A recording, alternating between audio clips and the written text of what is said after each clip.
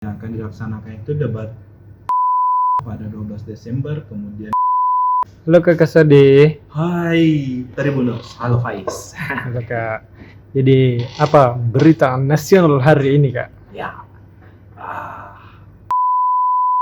untuk halaman nasional Harian Tribun Timur yang akan terbit pada Kamis 7 Desember, untuk HL-nya itu terkait debat Capres dan Cawapres. KPU bersama 3 tim pemenangan Capres Cawapres telah menemui kata sepakat terkait pelaksanaan format debat Capres Cawapres. Nah, hasil pertemuannya itu debat akan tetap diselenggarakan 5 kali, 3 kali debat untuk Capres dan 2 kali debat untuk Cawapres. Nah, di sini berdasarkan hasil kesepakatan bersama, nantinya Capres dan Cawapres tetap hadir bersama di 5 debat tersebut, akan naik panggung bersama, tetapi ketika debat nantinya hanya satu yang boleh bicara. Misalnya ketika debat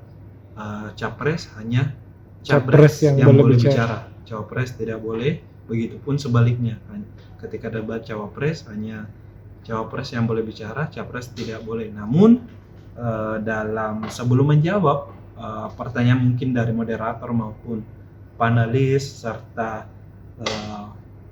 dari calon pasangan Cawapres lain, pasangan boleh berdiskusi sebelum bisa berdiskusi dulu berdiskusi terkait jawaban yang dikeluarkan, namun tetap hanya satu yang boleh bicara. Nah, adapun format debat yang akan dilaksanakan itu debat Capres akan dilaksanakan di debat pertama pada 12 Desember, kemudian debat ketiga pada tanggal 7 Januari 2024, kemudian debat kelima 4 Februari 2024. Sedangkan debat Cawapres itu dilaksanakan di debat kedua pada tanggal 22 Desember, kemudian debat keempat pada 21 Januari 2024. Nah, dalam debat tersebut juga pasangan Capres dan Cawapres tidak dibolehkan menggunakan bahasa Inggris, harus menggunakan bahasa Indonesia.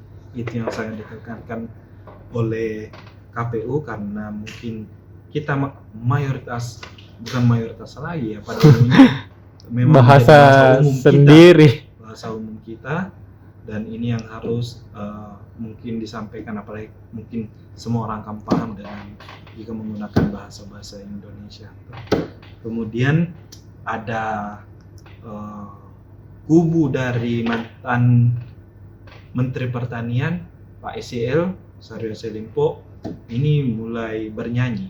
Nah, bernyanyi ini maksudnya lewat pengacaranya atau kuasa hukumnya, mereka menyampaikan bahwa dalam kasus korupsi di kasus Kementerian Pertanian ketika di bawah kepemimpinan SEL ini melibatkan 2 pimpinan partai politik.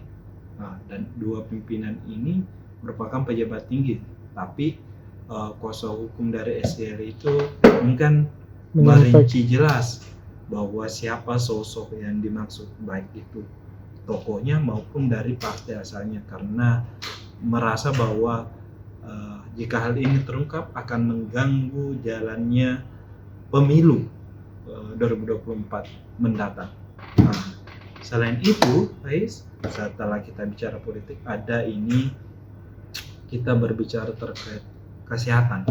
Nah, kita tahu bahwa ada kasus varian COVID baru, ada juga kasus pneumonia yang terus meningkat.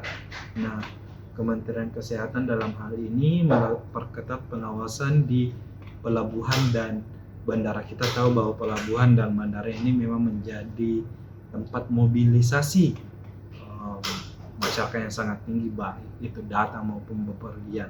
Nah, ini mereka perketat di situ, jangan sampai ada mungkin warga atau masyarakat yang mengidap COVID ataupun pneumonia jenis baru ini, untuk bisa diantisipasi pergerakannya dengan melakukan mungkin seperti kemarin bahwa ada isolasi mandiri. Nah, selain itu juga pihak dari Kemenses sudah melakukan langkah-langkah yang strategis untuk bisa dikatakan meminimalisir atau mengantisipasi mencegah lebih awal, iya. penyebaran fenomena jenis baru ataupun COVID ini. Begitu, Faiz. Oh, iya. Terima kasih Kak.